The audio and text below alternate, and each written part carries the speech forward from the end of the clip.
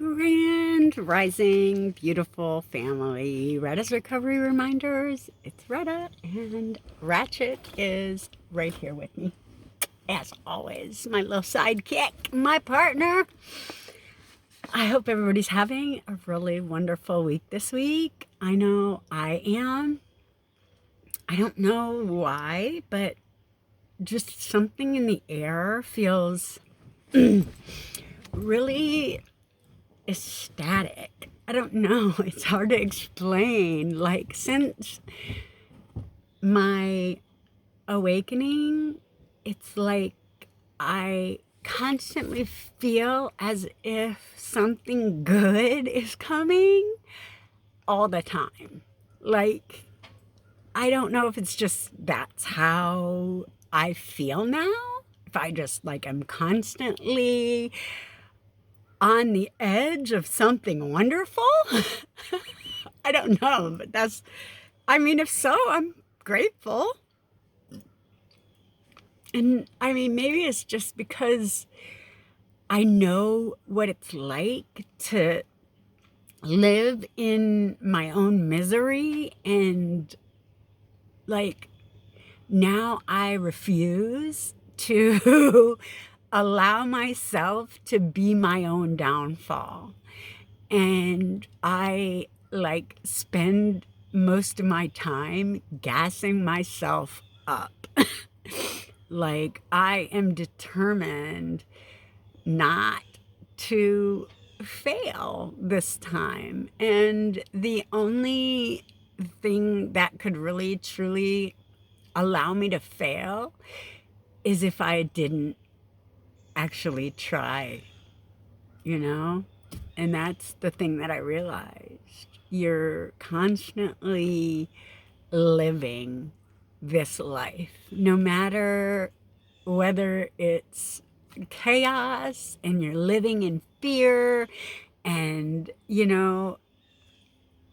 craziness, or whether you're in peace and tranquility. It's the experience. That's what we're here for. And if you didn't have the life that you had, you made every choice to experience whatever you chose to experience. Your reaction is the only thing that you've ever had, like, control over. Your reaction and your choices. And when I realized that I was choosing things that were going against my own best interest, it's like, well, how did that happen? Because we are programmed to do just that. And, I really didn't want to believe the nefariousness of it for most of my life. And now I realize that that is exactly what it is. It is what it is. But you have the choice as to how you choose to live your life and play your game. You are the main character, You're the main character. And until you start acting like the main character, you're going to play a side part in someone else's movie. Period. And I refuse to do that anymore. I thought that once you get into a relationship, it's like, okay, this is both of ours. This is ours. I don't think, like, some people have that, like, enmeshment and compatibility. Like, growing up, when I saw people's partners coming into my family acted as if they were all family. So, like, I have a real big, push towards inclusion.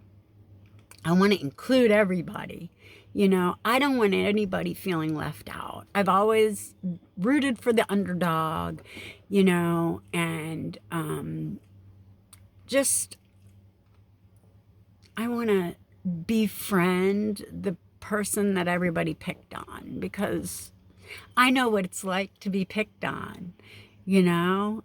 I mean, and I don't even know why. It's like because I'm different, because I'm not mean and, you know, the mean girl. That was like I don't know. And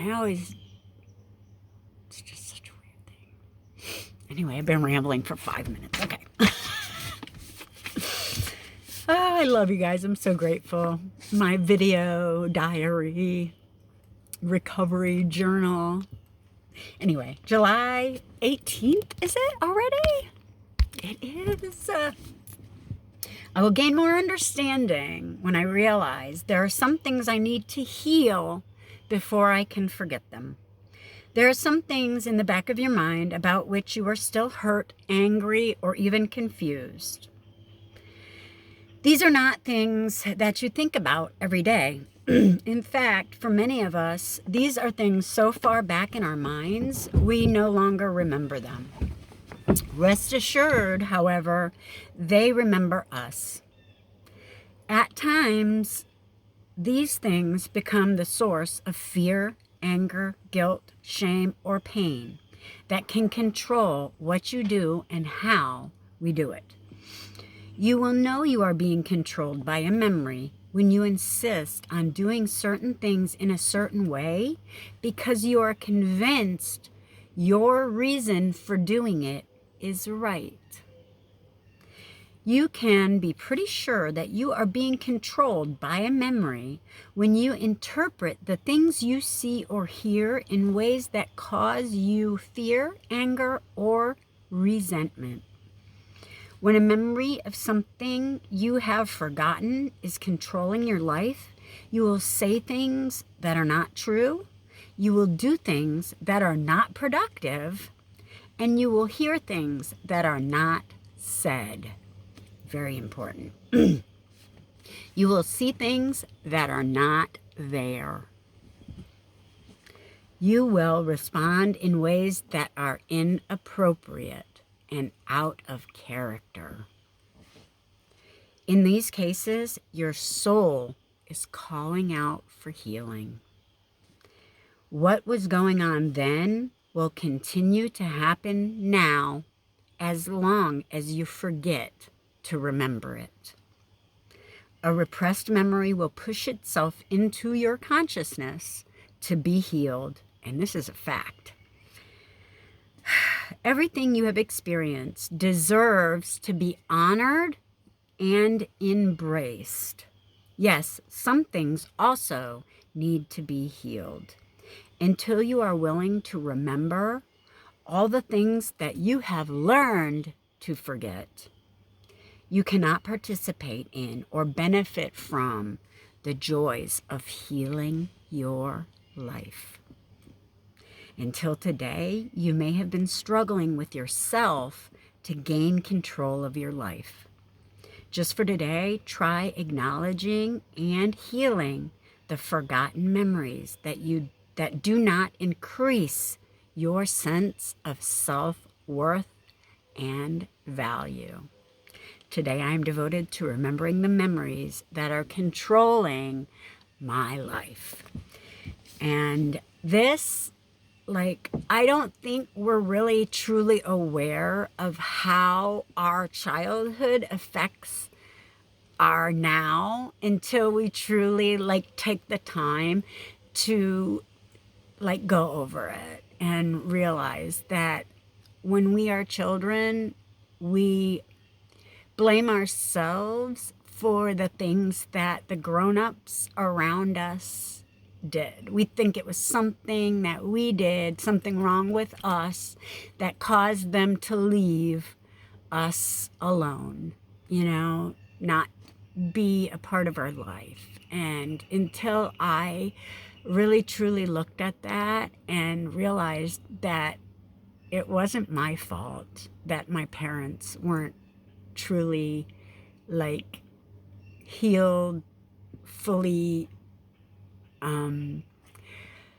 responsible parents in their 20s. You know, they were children.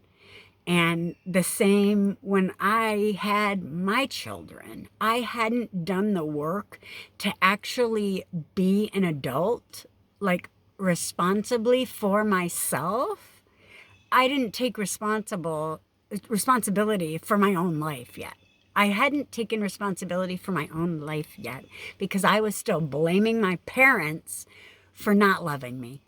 And until I had put my finger on that and really realized that that was my own belief about me not being lovable that kept me from being truly actually seen and understood in most of my relationships. It was my own walls that I had put up to make sure that I was doing whatever the other person wanted of me, what they, expected of me in that relationship.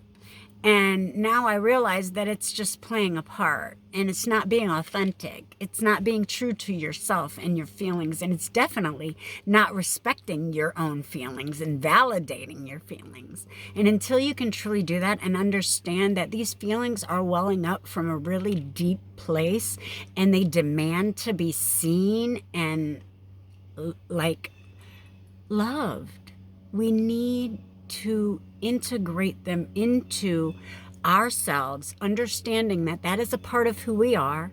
It's never going to change. The only thing that can change is how we look at it. And when you're willing and capable and actually responsible for your own choices throughout your life, even the choices that really weren't yours to choose, you still went along with. I mean, there comes a point where you have to say, okay, I could have stood up and said, no, I'm not going to do that. I'm not. But no, we choose every situation that we put ourselves in our life. And, most of it is to try to be accepted by the people that we think we want in our lives. Some people are here for the long haul. Others are there to teach you what happens when you don't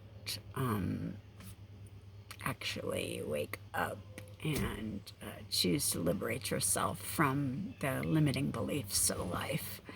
You are responsible for your life. Please take responsibility and love yourself as you are. Acceptance of yourself as the person you are meant to be, and the light shining through. The soul is the authenticity and reality of who you are. This is just a suit that we're wearing temporarily. And when you guys really get that, and your choices and how you choose to show up for the people in your life is your legacy. And I'm just grateful I really saw the importance of taking responsibility for myself. I love you guys. I hope everybody has a great week. Be a blessing. Peace.